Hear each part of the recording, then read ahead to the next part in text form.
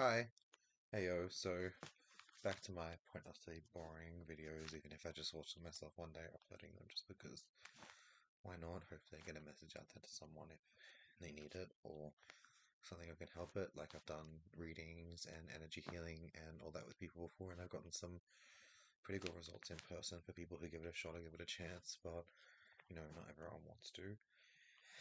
Um, so I was kind of focusing this video like on togetherness and love a little bit. So, like, obviously, I might not know true love. Maybe I do, maybe I don't. But, love is what you make of it. So, if you spend your life trying to find someone who's like this big idea of what you want someone to be, then you're not really going to ever find what you want because you're going to set up all these expectations and you're going to try to find or force it to be something you want it to be, not what it is. You know what I mean? Like, you're going to set yourself too high of expectations. Obviously, don't like go with anyone that is bad for you in these ways, that like is horrible for you in these ways. But like, love is kind of what you make of it.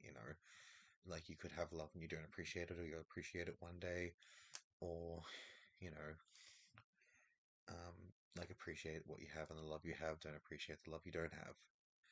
Like some people show love in different various ways, and there could be so many different reasons for that. Ooh, I want to try this thing on here. Like appreciate the love and the love and what you have, not the love you don't have. Some people get less. Like honestly,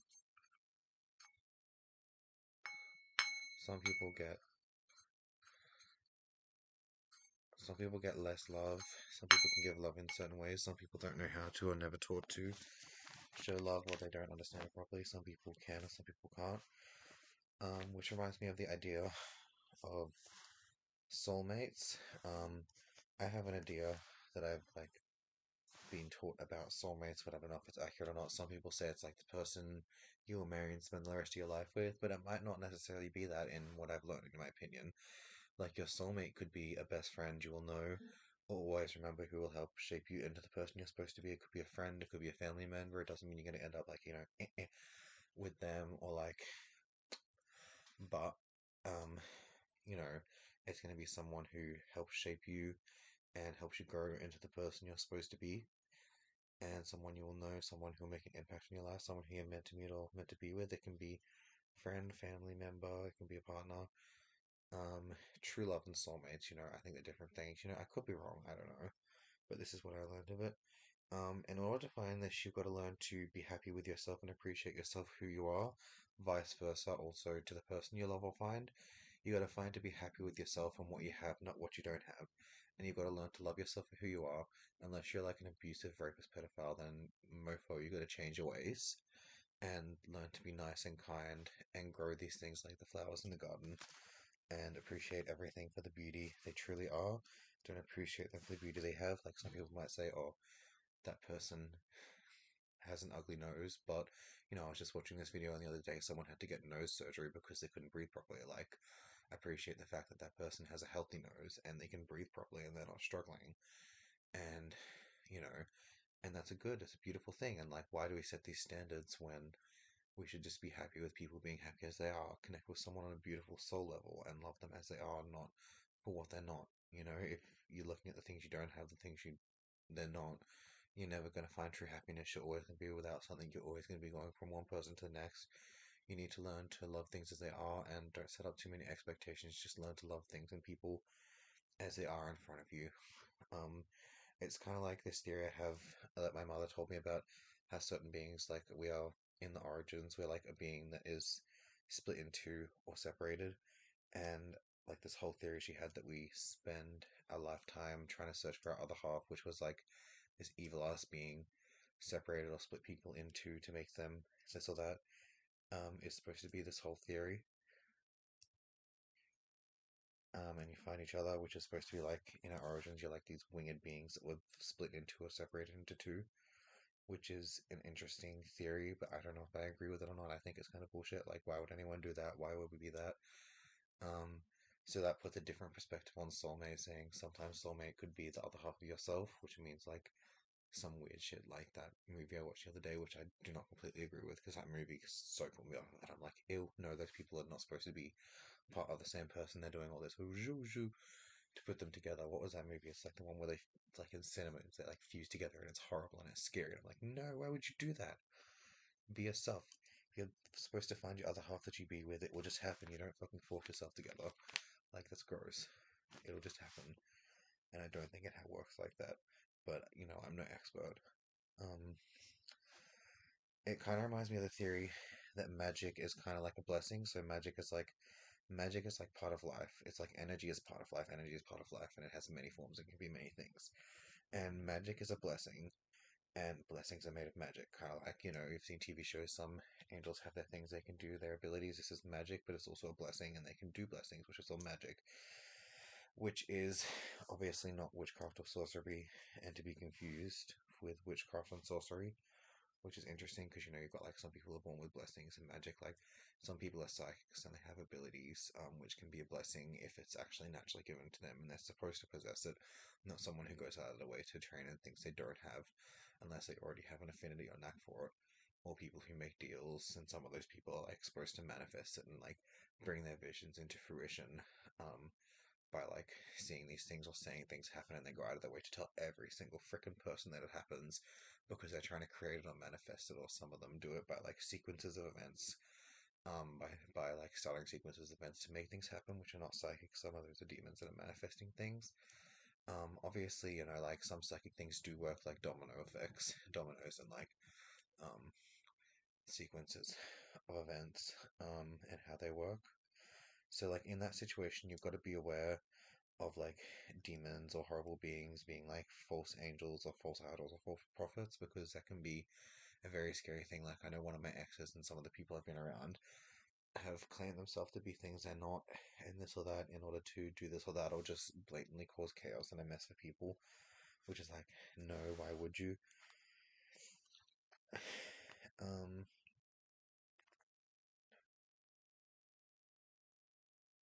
yeah, make the best with what you can and what you've got, work with what you've got and make the best with what you've got, and then you will be on your way to being the best you that you can be, which I think is a cool and unique and beautiful thing. I want to do this thing again. I love it.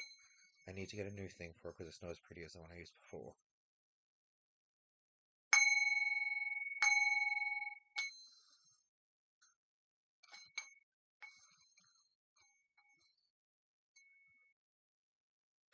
Yeah, I'm not very good at that.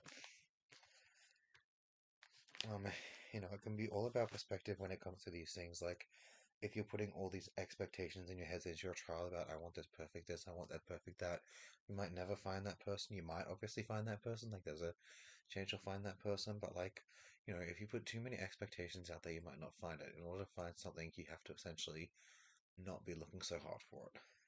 You have to let it find you in a sense of the word, or you have to let yourself come together at some point instead of trying to force it. It's kind of like if you're a triangle and you're trying to make yourself fit with a circle and a circle, it's not going to work. You're just going to hurt each other. You need to find two circles or two triangles to go together. You know what I mean? Like, your edges might not fit together. You're round, you could be a square. Squares don't really fit with triangles. Circles could seem like they fit in squares because they can go inside, but it's not a perfect fit for each other. You know what I mean? Which is interesting theory I have on it.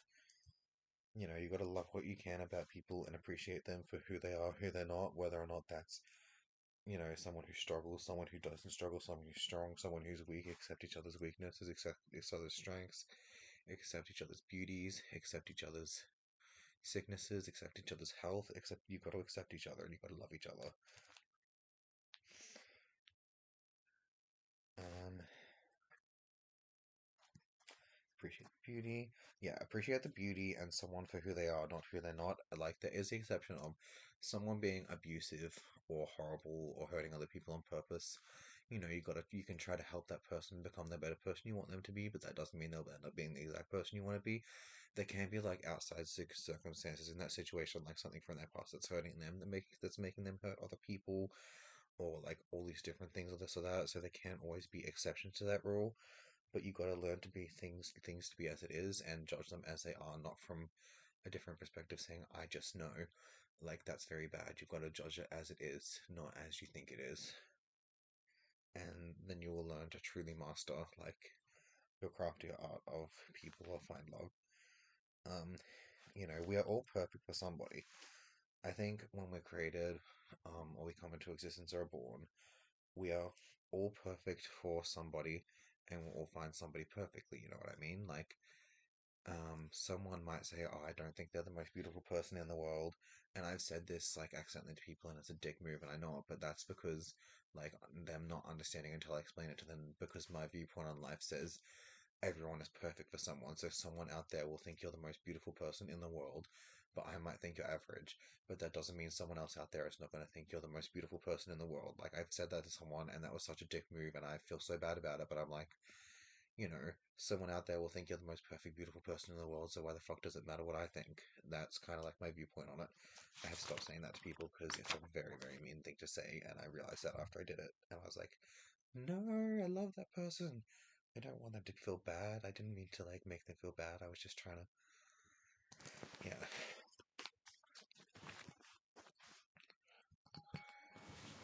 Anyway, hold on. I'm going to, before I leave this thing, I'm going to do this one, do this one, and I'm going to do this one.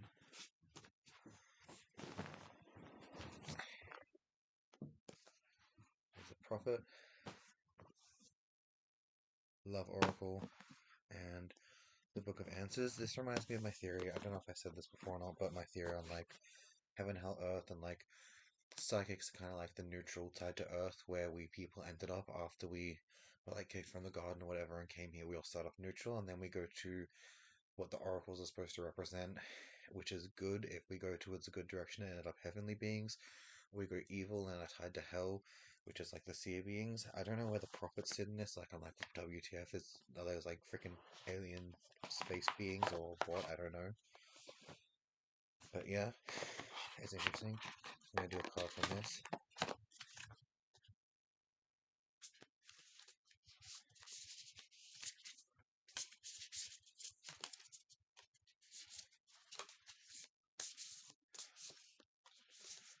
Okay, so be also the peacemakers, be reasonable and passionate, which is something you have to learn from the past. Being a reasonable and passionate peacemaker. Oh, which one was the present? I'm saying it this way. The land and the sea shall be bountiful, buying and selling. So, someone who's going to buy or sell something, maybe for someone, or gift someone something, or I don't fucking know. The future, the light that lingers, becomes a shadow to another light. So, make of that what you will. It's a very pretty image. Someone is going to touch something, or place a hand on something, or do something, like maybe placing a reassuring hand on someone's shoulder, showing them, hoping for them, like hoping them, telling them something. I don't know. Like I see a hope.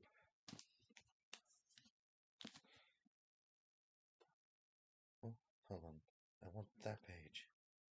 Grr.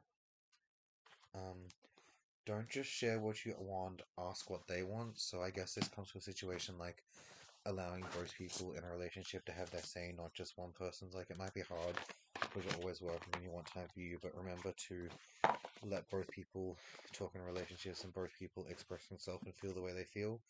Because even if you have to give it a break and come back to it later, um, like it'll work out better then because you had time to spare, learn and grow. You might even have time to journey separately and come back together with more stories to tell each other.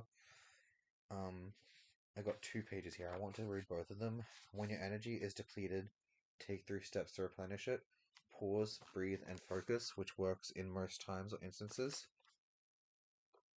which is pretty cool. And the next one is You've Got This, which is the key. I guess I've been seeing the key a lot in my readings. You've got this. So yeah, someone out there's got this. Someone's hopefully going to find something. It's an interesting theory. Got this other bell I'm going to do on the next one if my laptop even has room for any more videos. Hopefully this video fits. You know what? I'm going to do a bell too because I fucking love that bell. Put it somewhere. There, put it.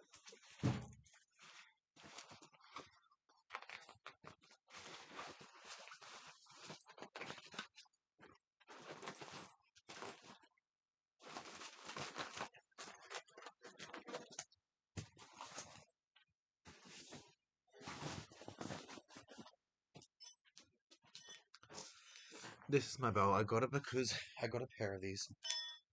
Oh, the energy's off in the room. I got these because like I used to have a pair of two. Um, like I was doing the healing thing, so to me the dragon represents strengthening the body, and the phoenix represented strengthening like the energy or the immune systems. This one's a yin yang, so it represents balance, but I don't really use this for healing. I do a little bit, but it's kind of like I have this theory on it, like using it to censor energy in a room because the metal in it can like pick up on the energy or something. You go like that, so the energy's off over there, but the energy over there was kind of good for a second. It's supposed to make the sound like more like a that sound. I love it. Like it's a spiritual hippie thing, but it's like maybe there's some science behind it about how it can sense the energy in a room or what's right or off. Yeah, my grandmother got gifted a set of Dragon and Phoenix once for her birthday, which is a pretty cool thing. She had like a secret set, which I thought was interesting. Um, yeah, I had a pair too that I bought at a shop, which was interesting. I'm just going. I'm doing this thing that's probably it's not going to interest you. Trying to just do a little bit of hold on.